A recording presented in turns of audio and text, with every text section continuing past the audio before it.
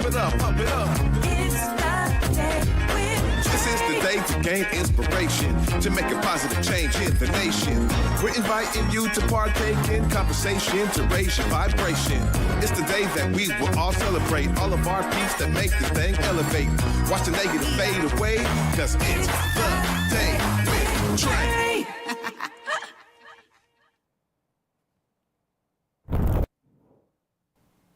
Grand Rising, everyone. Welcome to the Day with Trae. I'm your host, Trae Holiday. I get to welcome you to the top of the week. And of course, it's a magnificent Monday. Really excited for my guest who's in the building. We got David Armstrong, author of Broadway Nation. He's here to tell us all about this amazing book and how it really brings together the history of Broadway musicals. So I'm really excited that he's joining me today. Also excited y'all are here with us. It's the top of the show. So as you know, this is the best time to share this show with others who could benefit from our daily dose of dopeness here on the Day with Trae. And of course, if you can't watch us, you can always just listen to us as well. Anywhere you find your favorite podcast, just search Converge Media Network and the Day with Trae.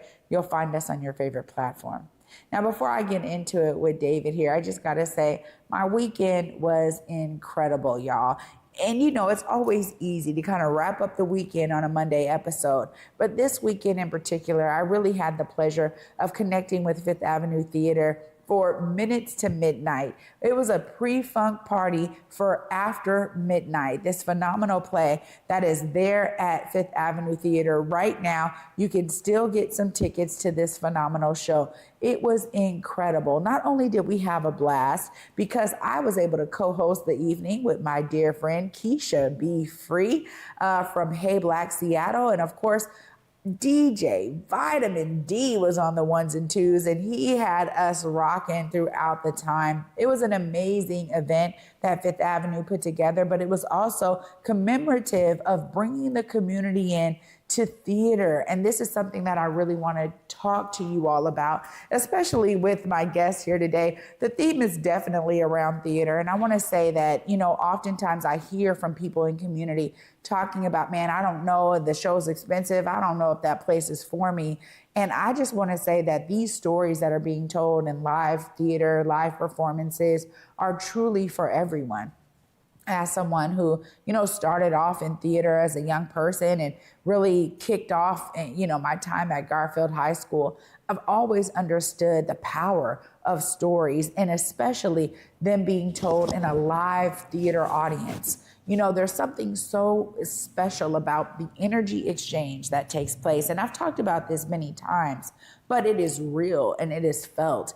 And with a show like After Midnight, you're literally like encouraged to hoot and holla, tell them, yeah, go ahead, you know, contribute to the phenomenal performances that you're seeing on that stage. And it was a great night because folks were in the crowd giving their love and laughter to the folks on stage who were just pouring their hearts out to all of us through song and dance and some phenomenal choreographed numbers that really exhibited the time and the era of like that 1950s kind of Harlem style. It was great to see. And I always love taking my son, who is coming up this weekend, y'all, in The Wiz. I'm so excited for Acts on Stage, being able to be at Benaroya Hall again this year for the Teen Summer Musicals production of The Wiz. Now, y'all can definitely still get your tickets. If you just go to seattlesymphony.org, you'll be able to see all of the dates. It is happening the 22nd through the 24th. There's multiple performances for you to attend. Go to one or both or all. Just, I'm telling you, go to multiple if you can.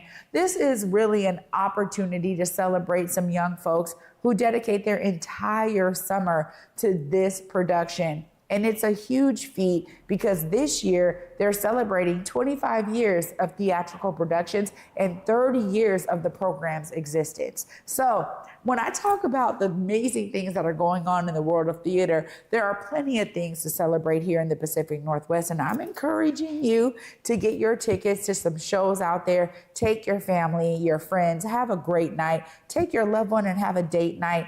Whatever you're doing, just enjoy the theater because honestly, the performers love seeing a full audience. Well, after this short break, up next, we got David Armstrong in the building, y'all, author of Broadway Nation. We're going to be talking all things this amazing book that pays real homage and tribute to the true history of Broadway musicals. You don't want to miss it. Stay tuned. You're watching The Day with Trae. In Seattle, it's more than just coffee. It's community. At the station, we brew more than just your favorite cup. We brew connection. From Beacon Hill to Columbia City, we're a space for artists, activists, and everyone in between. A place to gather, create, and simply be. Whether you need a quiet place to work, a lively spot to meet friends, or just a moment to unwind, find your place at the station. More than coffee, it's home. Visit us in Beacon Hill or Columbia City. The station, where community happens. I had some dental work done, and pain pills were introduced. It flipped a switch that I didn't see or know or understand, and I tried multiple times to show up and be a parent to those kids, but I couldn't do the minimum, and the grief about it was so huge that I would have to drink to deal with what it felt like to be in my body. Each one of those people along my journey has contributed to my success. Don't count us out. More people recover with support. Learn how you can help someone's recovery at supportaddictionrecovery.com. Well, on Fox Face Off, we tell the raw, unadulterated truth. Fox Soul Face Off. We are given the platform here with no fear. Always comes out swinging. We should be saying, hey, stop shooting and killing people. Nothing held back. They wanted black hip-hop moguls and artists to continue the feud. No punches pulled. And shut the hell up. You interrupt me all the time. Tune into the show where opinions collide. Fox Soul Face Off. New episodes weeknights at 9 or stream anytime on Fox Soul. Welcome back, everyone, to The Day with Trae. I'm your host, Trae Holiday. Joining me right now, we got David in the building. Hi. Hi, how are you? Good, how are you doing? So great to be here on this theater day. It's so amazing. We're just talking about my old stomping grounds, the Fifth Avenue Theater, so just the synergy of that is really amazing. Oh, I love it. So you were contributing to the Fifth Avenue Theater back in the days. I was there for 18 years as the producing artistic director from 2000 to 2018. Wow. Yeah, it was all my fault is the way I used to talk about it. Well, there was some If great you liked things. it was my fault. If you didn't like it, it was my fault. Yeah. Well, there were some great things happening, and I just really appreciate our partnership with Fifth Avenue Theater and, you know, the opportunity to be there for minutes to midnight to deepen that relationship. Everyone was just elated to pull something like that off, you know, right? Because there's a lot of, man, can we do it? Can we do it? Yes, we can, and we proved it. So that was amazing. So I'm so glad that you're here today. I am too. You know, this book, okay, so I got to start with the beginnings because obviously having such a long-standing career in the world of theater, there's something that drew you to wanting to understand how to weave this history together. Tell us about those beginning moments for you. So I've had a long career in the professional theater, more than 40 years. I won't say exactly how long. But as starting off as, like everybody, you're interested in performing. When you're a kid, you don't see anything else, that's all you know. But very quickly, I got interested in the behind the scenes aspects, especially in terms of directing and choreography, and I was very lucky to start off at a young age as a choreographer and fell into a professional career when I was 19 and 20 years old, which was just really fortunate. I'm so blessed to have had that opportunity. And that led me to working in professional theaters all across the country, theaters like the Seattle Rep, with Cincinnati Playhouse, the regional theaters of the day, most of which are still with us, and mostly working on musicals because, of course, I was a choreographer. I was always in my mind a director, but it's hard for a 19-year-old to get a job directing shows. So I was fortunate enough to find directors who allowed me to work with them. And then that led me to directing eventually, even at a young age. So I've had this long career of working on musicals on Broadway, off Broadway. I lived in New York for 25 years. And then really the highlight of my career was coming to Seattle to be the first producing artistic director of the Fifth Avenue Theater as they were transitioning into producing locally, which had not really been done before. And that was my job. I was hired there to make the Fifth Avenue Theater a production company where most of the shows would be produced in Seattle with mostly local talent we got to eventually. And that was thrilling to do. At the end of that, when it was time to step down after 18 years, I was exhausted. It's probably the hardest, I think, a artistic director job at a major theater company is one of the hardest jobs you can possibly have. It involves so many things. So I was ready to go to the next phase, and the University of Washington invited me to create a course to teach there. And I thought about the history of the Broadway musical. And I thought, well, what do I want to teach? How do I want to approach this? And throughout that whole career, throughout the whole 40-year period, I had always been really interested in researching the shows that I was working on and researching the history behind them and the artists who created that history. So that was always swimming around in my mind. And then at the Fifth Avenue Theater, I created a whole series of educational programs for kids, but also for adults, where we would talk about the history of these shows, and they were sort of lecture demonstration kinds of things, which were very popular, called Spotlight Nights. And that was all feeding into this idea of, what do I think about the Broadway musical? Why do I think it's so important? Why do I think it's America's signature art form? What is it that makes it so crucial to the history of our country? And part of it is this, inherently, it reflects the history of our country. And it also starts with this, from its genesis through to today, it's almost entirely the creation of artists who come from marginalized groups. And these marginalized groups, and they're right in the title, actually I brought a copy of the book for you today. It's called Broadway Nation: How Immigrant, Jewish, Queer, and Black Artists Invented the Broadway Musical. And that subtitle is not just a hook, it's actually really what the book is about. It's a full history of the Broadway musical, for the 125-year history of the Broadway musical, but centering on these groups who often, their stories have been told in pieces and parts, but for the first time, as far as I know, this is the first time a book is bringing all those stories together and presenting it as the story, that these individual groups and more, women are a big part of this. And of course, they're included in all those groups, so they didn't make it quite into the subtitle, but all of those groups have had a much bigger impact on the history of the Broadway musical than has generally been acknowledged, and almost exclusively created it. You know, this is really interesting, because I appreciate how you guided us through not only the beginnings of your career as a young male out here, like, you know, finding your way, loving the work, grinding hard, I'm sure. Absolutely. And, you know, to you saying, wait a minute, there's a greater story to be told here, as you were doing all of the history work and research around each of the pieces that you were a part of. So it's really a phenomenal, and thank you so much for this copy. Of course. As a theater kid and a true thespian, I'm going to dive into this, and I see it's thick, so you were not playing around. It's a big book, there's no two ways about it, but it's a big history, it's a big story. And I mean, you say it, I mean, you know, when we think of the origin of a lot of things, I realize over time, those stories have a greater propensity to be told. So I really appreciate you sharing this. What were some of those highlights that you maybe didn't expect, or that were like, whoa, real aha moments for you as you were doing the research? Absolutely. I'll talk about the history of the Black artist first, who may be the most surprising aspect of it. Because I think, like so many aspects of Black history, it's the least told, it's the least remembered, it's the least, it faded away for a lot of reasons, some of them racist and some of them not racist, just the circumstances. So there is a whole decade of Black musical theater starting at the dawn of the Broadway musical, starting in 1899. And for that whole first decade through to 1910, there are dozens and dozens of Black Broadway musicals created by Black artists, performed by Black artists, that I had never heard of before.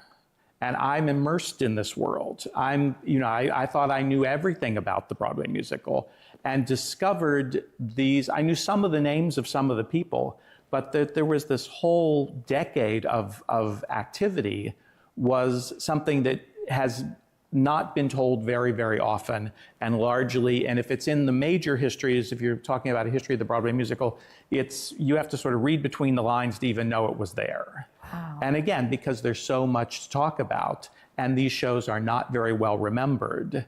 So, and they don't really mostly have songs that were very well remembered. Again, because the shows, like most shows get forgotten about.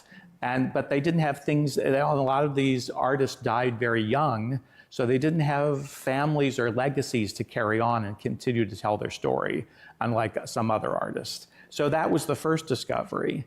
Then the second discovery happens a decade later, starting in 1921.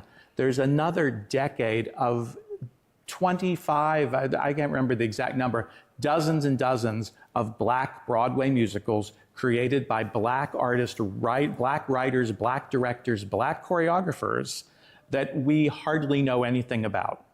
We know about the first of those shows, which was Shuffle Along, which is a show from 1921, which changes the face of Broadway completely, and it's one of the longest running musicals of the 1920s. It is a game changer for Broadway and kicks off what I call the Silver Age of Broadway, which coincides with the Jazz Age. Brings jazz music to Broadway, and then jazz music takes over Broadway, basically becomes synonymous with Broadway music to a great extent. And so I knew about that show, and there was even a show on Broadway just a few years ago called Shuffle Along, which was sort of a George C. Wolfe, a great director, created a show about that production. But even that didn't tell what happened after that, which was it led to 20 more Broadway shows. Wow. My friend Cassine Gaines, who wrote a terrific book called When Broadway Was Black, that's about Shuffle Along, says, and he's right, there were more Black people on Broadway in 1925 than there are today. Wow. And that's something we don't think about. We don't, in some ways it doesn't even compute because we think progress only goes in one direction. Right. But what's so clear with the history of the Broadway musical, and I think for so many other things, is it goes like this. Mm-hmm. We have periods of great opportunity for people, and then it goes away, and then periods of great opportunity. So that's one of those threads, that thread through the book. And if we're just looking at the Black musical theater thread, it's really, there's this opportunity in the first decade, then the 1920s into the 30s, and then the Depression puts an end to that like it did. It was almost impossible to get any show on Broadway, much less for Black artists to get a show on Broadway at that point. And that doesn't come back again until the early 1970s. That we have another wave. You talked about The Wiz is part of that wave of activity that happened, starts in 1970, basically, late 60s, and carries us through another decade and more of Black artists creating Black musicals, and then that goes away. Wow. And it's only in the 21st century that we've started to turn that around, and hopefully we won't. I always say, let's not let this happen again. Yeah. So that's one thread. And then there's the thread for the queer artists, for women, for the immigrant story, which is at the center. There would not be a Broadway musical if it wasn't for the immigration policies at the turn of the century and before the 19th century. It's entirely an immigrant art form in that respect. Well, I'm telling you, lots of people don't know this, right? I mean, you're talking about you being immersed in it and having no real understanding of it, but also just the enormity of how many people have involved themselves in the world of musical theater and Broadway. Because Broadway is kind of like the quintessential musical theater capital. I mean, when you think musicals, most people think Broadway. It's like synonymous with one another. Absolutely. And so I love how you've taken this deep dive into this. Now, when you were writing this, I mean, what are some of those things you really wanted readers to kind of walk away understanding? There's so many things. The last section of the book is about the 3 principal themes of the Broadway musical. So I sort of get through the entire history all the way up to today, all the way up to the most recent Tony Awards. And I kept saying, let me have another week because I want to know what's going to win the Tony Award before we had to stop, the book had to be finished and they had to start production on it. So I got all the way up to knowing the results of the 2025 Tony Awards, a century later. But then the final section is talking about what are these musicals about? Okay, we've spent 400 pages talking about the history of the Broadway musical. Mm-hmm. What does it mean? What is it about? Again, why is it so important? And I was able to, and again, this came out of years of work of thinking about this. There are 3 principal themes of the Broadway musical, meaning that there are 3 themes that dozens and dozens of Broadway musicals are about. That more shows, if you're talking about a Broadway musical, it's probably about one or more of these 3 themes. They're sort of ubiquitous. And the 3 themes, and I covered them, and many shows are about 2 or more of them. Mm-hmm. First and foremost is what I call transgressive women. Women who do not, female characters at the center of a story who don't do what society is telling them to do. And they are championed and they're put at the center of most Broadway musicals have one of these characters at the center of it. And the second theme is social justice, is all issues relating to a lot of the things we've been talking about for the past, 5 years now. That's what Broadway musicals have always been about. Again, there's dozens of shows. I think I list 35 in the book, hit shows. So these are just the big hits. Mm. So there's more than that, but 35 shows that are about issues of equity, social justice in many, many facets. And then there are then the third subject matter, the third great theme of the Broadway musical is community, is about how to create and sustain vital, healthy communities. Mm. And that's also maybe almost as ubiquitous. They're all competing with one another. And then there's many shows that are literally about all 3 of those. And this dates back all the way to the beginning of the Broadway musical, right up to today, right up to the latest, newest shows, just continuously are grappling with these themes. And they're reflecting our American life, and then our American life is being shown to us through these musicals, whether it's something like Wicked, which happens in a fantasy world, but involves all 3 of those themes. Yeah. All 3 of those themes are at the center of Wicked. Well, I really appreciate your breakdown of this, and it's intriguing for me because as you were talking, I'm like, no, you're right. Absolutely, you're right. And so many of the shows have these unifying characteristics, but also, the exploration of character through song and movement and acting all together really make musicals such an amazing conglomeration of artistic works. So I'm just grateful that you spent the time needed. We probably could talk forever. I certainly could. I know. Well, I am so grateful that you pulled this together and that now I get to dive into this, David. Of course, if folks are wanting to find where they purchase the book, how they stay connected to you and your work, look right there, let them know how they tap in. Of course. The book is available literally everywhere books are sold. If you're going to your local bookstore, which I recommend, you probably will have to ask them to order it, but they can easily do that. It's available on Amazon, of course, but I also, if you're not going to your local bookstore, I advise you to go to bloomsbury.com, which is the publisher's website. It's from Bloomsbury Publishing. And you can go right to their website and you'll get a 10% discount, actually. Wow. David, thank you for your phenomenal work. Thank you, for Trae. Broadway Nation. And anytime you want to come back and dive into more musical talk, I'm here for it. I'm here. Wow, y'all. What an amazing way to start the week off. I'll wrap all this up right after this break. Stay tuned. You're watching The Day with Trae. I'm Isaiah Carey, here to shake things up with the stories that hit hard and matter most. Here on The Factor, we cover news with grit and authenticity. We challenge the status quo and get down to real talk and bold discussions. Join us as we amplify the voices that disrupt, inspire, and lead the charge for change. Your story is power, and we're here to unleash it. The Isaiah Factor Uncensored. New episodes weeknights at 9:30 or stream anytime on Fox Soul. In Seattle, it's more than just coffee. It's community. At the station, we brew more than just your favorite cup. We brew connection. From Beacon Hill to Columbia City, we're a space for artists, activists, and everyone in between. A place to gather, create, and simply be. Whether you need a quiet place to work, a lively spot to meet friends, or just a moment to unwind, find your place at the station. More than coffee, it's home.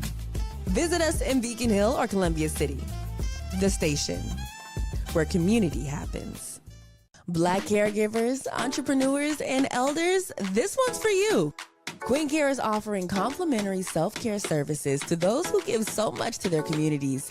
Take a moment to restore, recharge, and be cared for with free wellness treatments at the Spa House by Queen Care. Spots are limited, so don't wait. Go to queencareproducts.com now to sign up or scan the QR code on your screen because you deserve the same care you give to others. Welcome back, y'all, to The Day with Trae. I'm your host, Trae Holiday. Huge shout out to my guest today, David Armstrong, author of Broadway Nation. Y'all are going to want to get this book if you're just like me and really intrigued in the phenomenal length of history that he was able to pull together, how all of these amazing global majority groups and immigrants and everyone coming together to actually make Broadway what it is and make musicals what they are today. I just got to say, I'm such a fan that I could have been talking to David for a long time. And trust me, we were already geeking out before the show because this is a theme for me that I'm like, hey, I normally don't know much. I love going into shows blind. I love being able to be surprised by what's going on. But the understanding of the history that's engaged and involved to make sure that we could still celebrate and elevate these shows today is truly phenomenal. So you want to make sure you go grab your copy. He gave you all the spaces to do that. Support this phenomenal work and educate yourself. If you're someone who's always going to musicals and loves them, learn a little bit more that can help you stay even more engaged. Of course, I'm so grateful y'all were here for me for this episode. I'll be back with y'all tomorrow. And until then at 11 a.m., peace.